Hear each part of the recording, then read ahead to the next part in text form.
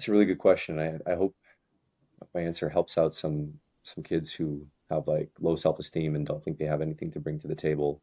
I think so. So flipping back to 20-year-old me, in terms of skills, you're right. I think most 20-year-olds don't have a ton of skills that bring value to companies unless they really invest the time and energy to get there, right? I mean, there's a difference between if you're 20 and you spent the last few years, I don't know, building your content marketing skills or your cold email skills or other like, your video editing skills, whatever, right? You can definitely add value at that point, right? But if you're starting from like zero and you're just, smoking weed and playing Xbox and kind of like stuck in this like cycle, I think you have to like first, you want to break your patterns. You want to change your environment, get out of whatever rut you're in. So either like move to another town, change your friend group, change your habits, right? Go cold turkey on all the things that are pulling you down. But then in terms of the value that you bring, so as a young person that's seeking mentorship, I think the value you bring is like your enthusiasm, your energy. And one of the most gratifying things for mentors, because I've mentored veterans who were transitioning out of the army to get into entrepreneurship. That was I volunteered for a couple of years with the program, and the one thing I found was it was always disappointing to mentor someone and then never hear back from them, and they don't actually implement anything that you do. But there were a handful of veteran entrepreneurs that I mentored, and I still remember them to this day. Where they, I would say something, hey, like, yeah, one guy I remember he was having trouble pricing his products. He had like these natural tea products, and I told him about the Van Westendorp methodology for pricing. We do a pricing survey, and it basically says like, what's the highest price you'd pay for this? What's the lowest where you'd be suspicious? And it's like a 4-question survey. I told him to run this with his existing customer base of thousands of emails that he had from people who bought from him over the last couple of I'm years. not familiar with that survey, but I'll write it down. Oh, it's fascinating. Yeah, it's like I think the upper bound is what price would this not be worth it, or what's the absolute most you would pay for this? What's the lowest? At what point would this price be so low that you would question the quality? And then the other one is at what price would this feel like great value? That's like the second lower bound, and the upper bound I can't remember. It's something like would you be still willing to pay, but be a little stressed about it financially? And then that Hmm. gives you like kind of 4 data points of where you can play with your pricing. If you want to go luxury, if you want to go premium, if you want to go value or discount, right? And you can take different price positioning there. Um, but anyway, so I told him about this. We walked through it, like I had a guide open on how to do it. And I told him exactly what to do. He came back, I think it was like a month or two later, and said, hey, I did the pricing survey, updated all our prices. We're doing 30% more revenue now, thanks to the advice that you gave and the survey and all that. And that was super gratifying. So I think as a young person, when you're looking for mentors, it's, thinking big. So, mentors love big, bold ideas where they think they can help, right? Showing a mentor that they can help you and why them uniquely, right? You don't want to just like blast out a bunch of cold emails and cold DMs to people and say you're looking for a mentor. You want to be like, hey, I picked you because I read your report, I saw your interview, and these 2 or 3 points really stuck out to me. And we're working on something that I think you only, or you are like one of 10 experts in the world that I think could really add value here. And then you have an intro call. They'll give you some advice, right? If they're even like a little bit angled towards mentorship, then what you have to do is you have to go execute that advice quickly and then give them feedback within 2 to 4 weeks. You do that, you've shown them that you're ambitious, you think big, you put yourself out there and you execute and you're communicative and you give them feedback. Those are all like the traits that you look for as a mentor and a mentee. Such sound advice. Such sound advice.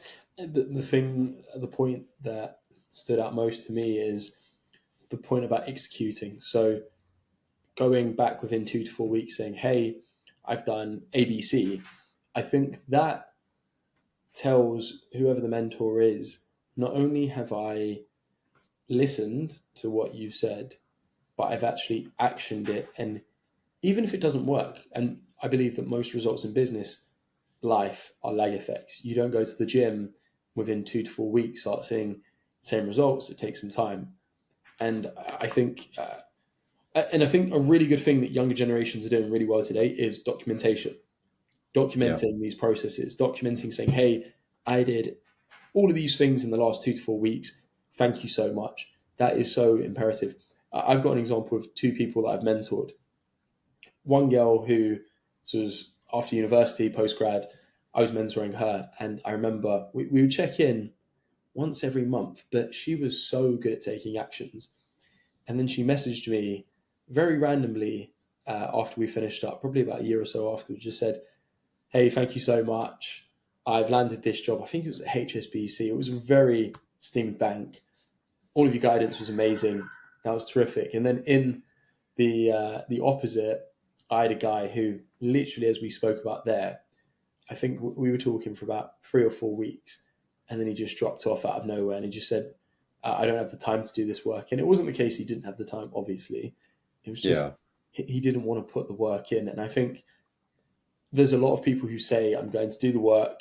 I'm going to take your advice seriously. I'm going to listen to what you say," but then seldom do they ever go through and run with it. And I think the ceiling or the level of competition right now is so low that if you just do the bare basics, and I would say anyone who's clever and is 20 years old wants to follow what you've said, they could just take a step by step guide of what you said, print it out, and say, I'm going to follow this process. So I think that's invaluable what you've shared there.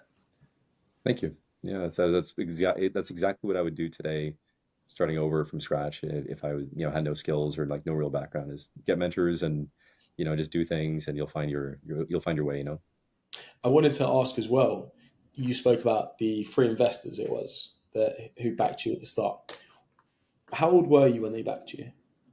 I was 25, and I had like a year of cold calling experience and then 4 years of military experience, but with no transferable skills. Like I was an infantry guy, so I had no transferable business skills from it, except for like the soft skills, right? Like, but nothing directly transferable. So they took a big bet on me. What do you think they saw in you? Probably ambition, and also the grit. I think that was a big thing because I was working a lot, I was putting in big hours, and I think they saw that. They saw some early success of the brand too. So it was like, we're getting some online sales. Like there was it wasn't like a completely just trust me, bro kind of situation. It was, we're making some progress, but we can accelerate. We can launch new products. We can expand markets. Like there's opportunities here. And I think I painted a compelling vision of, like it's small today, but here's how we're going to make it big, right? And here's the strategy. And so I think they like that. But ultimately, I mean, they told me afterwards the reason they invested was me, right? So which was very, very, very flattering and very, very inspiring, but also terrifying because you're like, okay, they're betting on me as a person, so I have to make this work. Yeah, I I thought you would say that it's about you, and I think a lot of when you're unproven, sales comes down to your conviction, your energy, how proactive you are. How when someone says, "Hey, can you get an email over to me?" Do you get that email over to them in?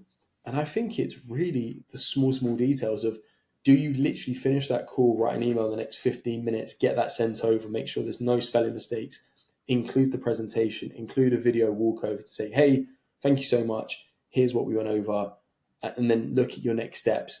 And I think there's so much to be said about just taking initiative. There's probably been dozens of times where you've jumped on calls with people who are pitching you something, and they start with, "Hey, how you doing? Good," and that's it. And it's like, Yeah. okay, I thought you were going to lead this conversation here, but it's just trying to take initiative and leading with intention. People don't, especially people who are high net worth and time poor, they don't like wasting their time. Yeah, I think the bar is so low too that even if you just do a few minutes of research on someone before a call. And I mean, today with AI, it's even easier. You can just open up Grok or ChatGPT and say, "Tell me about this person," and write a short bio or something. And then you can actually understand a little bit about their background and make a comment about it to show that you actually cared enough to do some research. And if it's a sales prospect or an investor or something, even just preparing some materials before that are just for them. Like my when I was starting my consulting business, my main approach was doing Loom videos for people. So I would look at their website and I'd build this giant Google Doc that was like competitive research, messaging analysis, go to market channel recommendations, estimated cost of acquisition of customers or customer acquisition cost.